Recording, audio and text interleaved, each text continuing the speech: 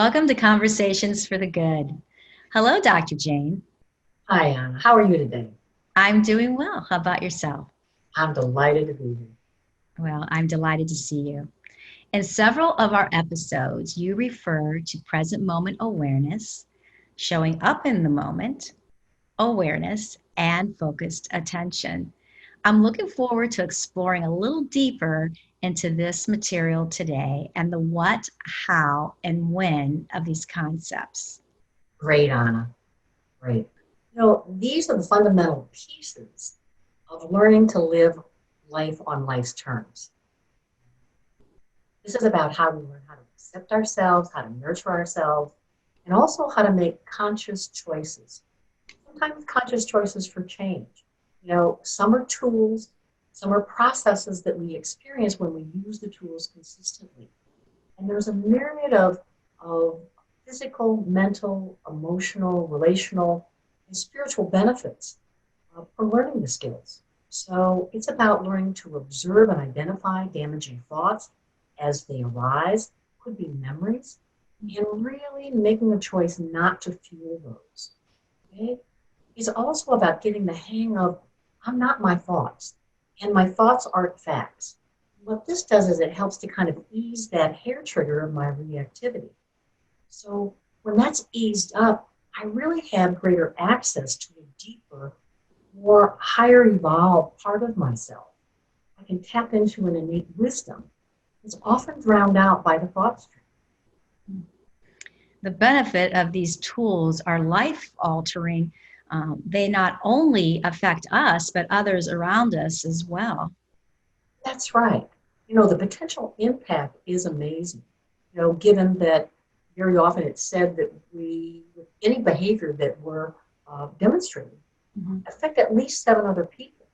So the fact that we could live differently and have an impact, more positive impact, is pretty incredible. Because with these tools, we can really learn to be more patient, more compassionate, not only toward others, but also toward ourselves, be more open-minded and persistent. Um, it's also about I'm able to make longitudinal change. I can break conscious and unconscious habits by rewiring the brain, which is no small thing. And eventually, these tools really can become a lifestyle that allows us to develop a relationship with ourselves and also with the world as it is, as we are, not just as we want to be. I'm not saying that it's not a good thing to change and evolve, but we have to have a starting point, and it's about being real about where we are in this moment. And this requires a commitment and a willingness to come back again and again and again. Yeah, these are obviously essential and certainly necessary components to living a healthy life. That's right. That's right. And so let's break down the concepts because I often use present moment awareness, showing up in the moment interchangeably. And what we're talking about is the experience, not just the concept. The concept is kind of a snapshot of the experience. But we're talking about what I very often call the window of now. This is where all the important things happen in moment, in this moment called now. It's the only place where I can experience love. And I'm talking about experience. Okay. I can know about it. I can point to the idea of it. Really be in the experience happens in this window of now. This is the only place that I can know all. It's the only place that I can know a power greater than myself or implement a conscious choice. So we can think about and we can plan prior to this moment of now, or we can evaluate after the moment of now. But it's only in the now that I'm really able to, kind of where the rubber meets the road, quite frankly. Because it's the only place that I can activate and actually execute a thought, an idea, or even an action. So it seems apparent that all the big stuff in life happens in the now. That's interesting looking at it from that perspective because, yes, we tend to think about things all day long, but until we decide to take action, it will just be another thought in our head or an idea that I'm going to get to that someday. That's right, Anna. That's right. And what's fascinating is how our mind keeps us from this key point of the now. As we've mentioned in previous episodes, the mind is kind of like this train that runs 24/7. And so it has an infinite number of cars and compartments filled with beliefs and memories and plans and sensations and emotions and, gosh, judgments and fantasies and ruminations. It's a big, big, big train, Anna. Yeah, oh yes, Dr. Jane, a full train which is running full time. With all that is constantly going on within all of us, it's no wonder that it is certainly hard to pull away. Well, yes, and the train very often um, is in an unaware state. We don't pull away because we're really not aware of what's happening. We're totally engrossed. Our minds are doing it's kind of its normal thing, really letting the train or our thinking control us, control our lives. We're not in control. And if you remember, we've talked about this previously. Our mind is tied to our sense of safety and security. So the mind is always looking to review what is happening and what has happened, looking for things to be different, um, looking for, or even kind of longing for things to be the same. And we're always trying to fix things. We're always trying to maneuver things to defend ourselves or to move ourselves out of discomfort or maintain our comfort level. So really, it's kind of an addictive process in Western culture. The mind has a life of its own. It's kind of wild and untamed. It kind of goes on without any intervention. But the pitfall is that we believe it. The pitfall is that we believe it and we're not able to sort out fact from fiction. As we talked about in our last episode, we talked about automatic pilot, automatic thinking. It really feels like fact. We think it's real. Yeah. We are really trapped and don't even know it. So, what is the way out? And how do we attempt to sort out this conflict in thinking, Dr. Jane? Well, the way out is to learn to direct our attention in a very purposeful way, which really means that we're stepping off the train that runs 24/7. And we begin to learn how to observe our thoughts and our feelings and body sensations and impulses. Actually experience that we're not our thoughts. Um, we're really much, much more. So it moves us into a whole new reality. And one essential tool that is needed is the tool of concentration. It's often referred to as focused attention or one-pointed awareness. And this tool directs us to very intentionally attend to one thing at a time, rather than the 49 screens on the train. So we're really focusing on one thing at a time and allowing ourselves to stay focused in that way, rather than being pulled by the continuous compartments and cars on the train. And this tool slows down that autopilot thinking, and it also increases our potential for increased awareness because we're disrupting the automatic thought stream. So it allows space for a deeper investigation, kind of an ability to kind of look kind of down in underneath what that thought stream or where that thought stream is. Kind of to hidden states. Things could be, well, sometimes they're fears, but they're just as likely to be kind of creative callings or motivations or motives to do certain things that maybe we hadn't been aware of before, are triggers. And we very often talk about negative triggers, but there are also positive triggers. So all of this really lies below that thought stream. So the wild and untamed mind runs the show until we show up and start assuming the control that we've always had, but we just didn't know or even knew how to control it. That's right. That's right. The mind is untamed and it is tricky. Thoughts can be a pretty complicated process, and we can become easily trapped and entangled and stuck in the thought stream. One thought leads to another and another and another, and I don't know about you, Anna, but there have been times when I've lost whole chunks of time because I was wrapped up in one or another thought chain of worries and fantasies or whatever. Oh, I can identify. Just the other day, it seemed as though I lost half of my morning in an angst over something rather insignificant. So I can really relate. Yeah. And that's very typical because it so often it goes unchallenged. However, as we learn to concentrate with focused attention and one pointed awareness, we can become really more intimately aware of a thought, of a feeling, and in the sense of the thought, it's really being able to discern the difference between being aware of a thought and thinking a thought. And this is it tends to be extremely subtle and very often requires kind of a felt sense, which we acquire through this practice. We'll get more into that later on, but the interesting thing is when I'm aware of a thought, it is actually lighter because I'm observing it, so there's some distance from it. Whereas when I'm thinking a thought, it tends to be experienced as being much heavier. And there's also this compelling kind of pull to pull us into the thought process. We'll talk more about that later.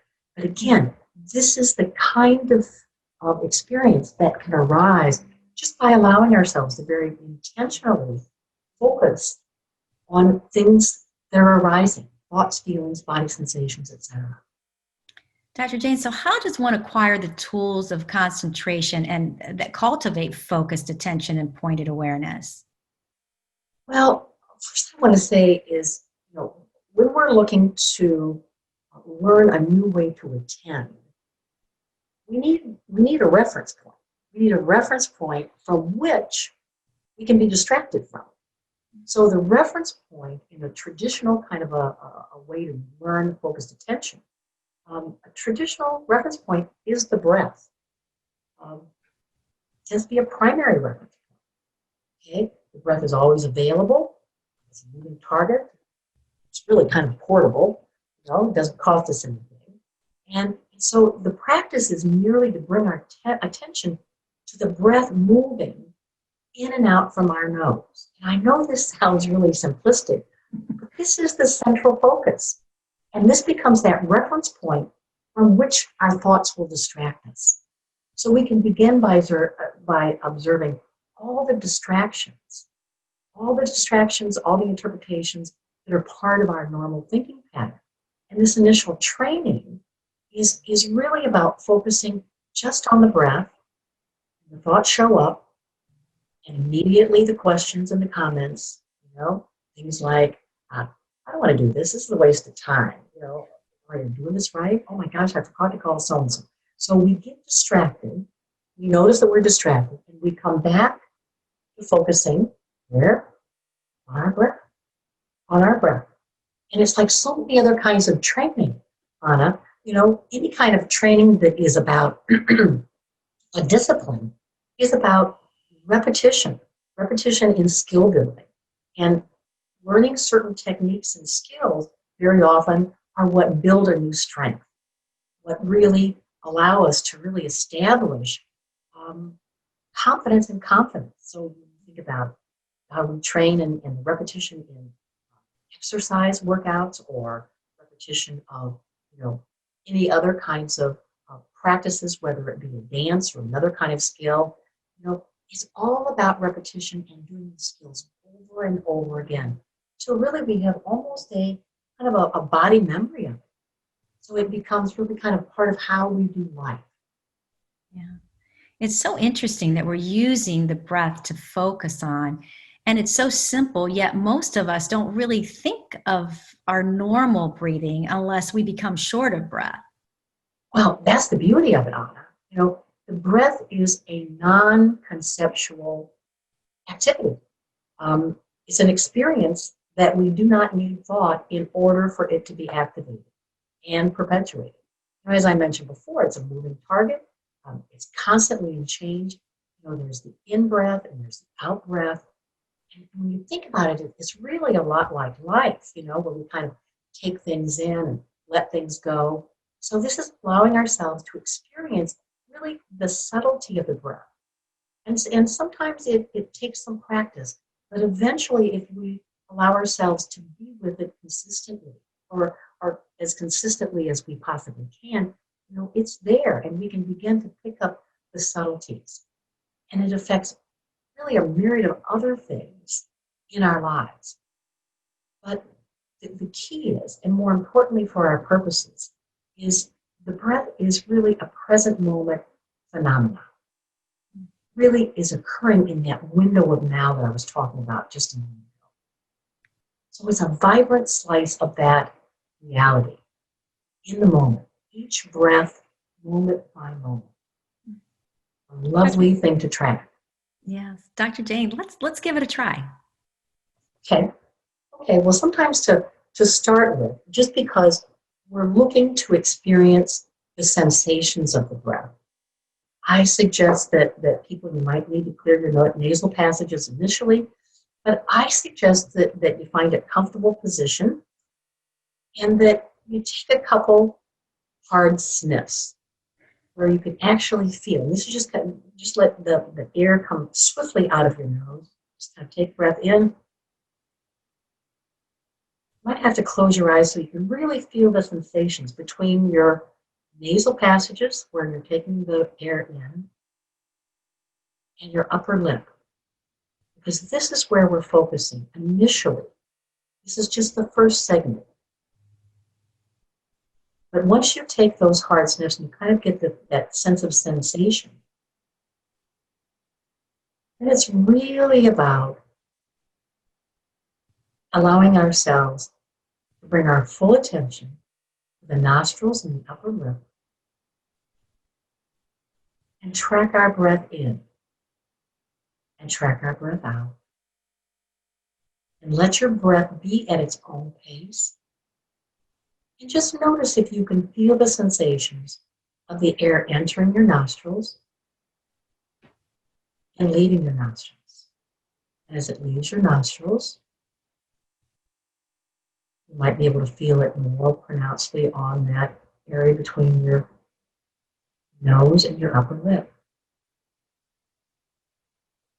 So we're really just kind of sensing air entering and leaving the nose, and sensations on the space between the nose and the upper lip.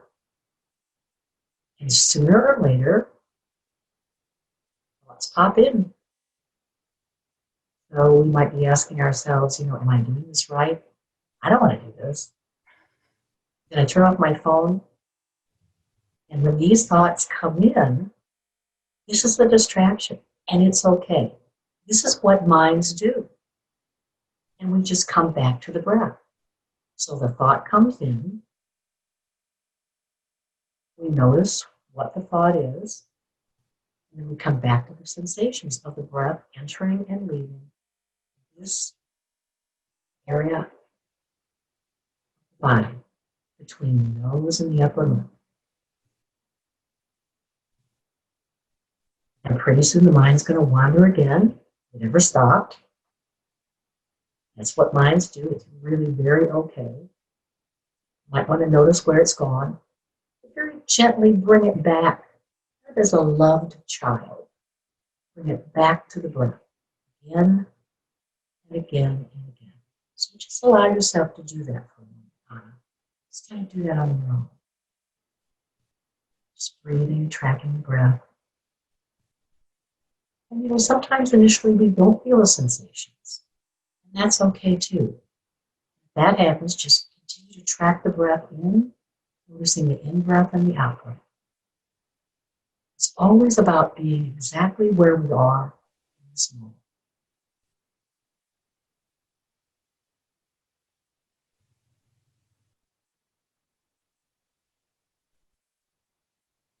So how was that? Well, this technique is really good, but my mind sure wants to overreact with so Well, many with so many pieces I want to keep, want to keep track of. It's just crazy how that works. But I was wondering about that last statement, lead yourself back like a love child. Can you please build on that a little bit? well, so often when we learn something new, we can be harsh with ourselves. We want to do it right. We want it to feel good. And we get upset with ourselves. Um, we get upset if we feel like we're missing something or we're faltering in some way. It comes from those old shoulds that we've talked about in the past. I should be able to do this. I should be able to do this better, whatever that happens to be. And sometimes this kind of negative criticism can undermine the process. And I can't tell you how often over the years I've had people tell me that they gave up trying certain things that could have been enormously helpful to them because they couldn't get the hang of it. And yet they could have benefited. Could have been, as I say, life altering. Everything from diets to workouts to meditation. But very often, if we're feeling uncomfortable because we're not getting it right, we drop it. We're done. Well, we've all certainly been there. And the other part on it that I cannot emphasize enough is focused intention. This kind of concentration, learning how to do it, is an absolute imperative if we're sincere about any change that we want to make in our lives. Current neuroscience really supports the fact that the brain has the capacity to rewire itself. And what's required is that we have to feel the old behavior, the behavior that we want to change. We have to be able to really experience feeling the pull toward that. And in that moment of now, when I'm feeling pulled to the old behavior, that's the present moment. We have to make a different choice. We have to make a conscious choice to do it differently. And I can't possibly do that unless I can locate that present moment. I have to be able to show up with focused attention, because otherwise I'm going to miss it. How many times have we said we're going to do something different, we're going to make a change, and it just kind of escapes me day after day after day? Well, I'll start it on Monday or Tuesday or Wednesday or next week, or because we can't really kind of get into the moment, or something interferes, some thought process interferes with us executing. Yeah, I really like this practice, and I think it's so important that we all try to use this tool to enhance our focused attention. Well, the focused attention that we've learned today can be done anywhere, anytime. That's the great part about it, because we're using the breath. And for starters, you might want to find a quiet setting, to learn it, but, in someplace without interruptions. But once you kind of get the hang of it, once you're familiar with the sensations, it can be practiced anywhere, anytime. And so we're going to be expanding on this technique, but it is the foundation piece of learning to recognize the breath, stay with the breath, and allow the breath to really kind of lead the way into us being more fully human. Well, I'm very excited that you shared this technique with us today. And I'm also looking forward to our next episode when we will be discussing the topic of sensing. Dr. Jane, can you give us a little insight into our next conversation? Yes. Once we learn how to operate with the breath in our focused attention, and the reason we're focusing on the breath is because it takes us away from the thought stream, which we believe was fact. We believe it was who we are. So in really learning how to balance that thought process, use it when it can be of real benefit to us, we need to be able to have more skills that allow us to operate in different vantage points other than the conceptual thought process. So the sensing is really the next step. The sensing allows us to drop into what I call the vessel of awareness, which is the body. Physical sensations of the body very often are amazing as far as the knowing, the information that is provided for us, because information in the body actually moves at warp speed, much faster than our cognitive processes, even though we're really tied into in Western culture and really kind of married to the cognitive thought process. The body is a lovely way to begin to understand ourselves much more deeply, and to also intervene in stress, in anxiety, in depression, in all kinds of worries and fears. It's about coming home and being anchored in a way that I can make choices that really serve not only myself, but a greater good. Well, I'm really looking forward to our conversation for the good, Dr. Jane. Thank you so much. I'll see you next time. Thank you, Lonnie.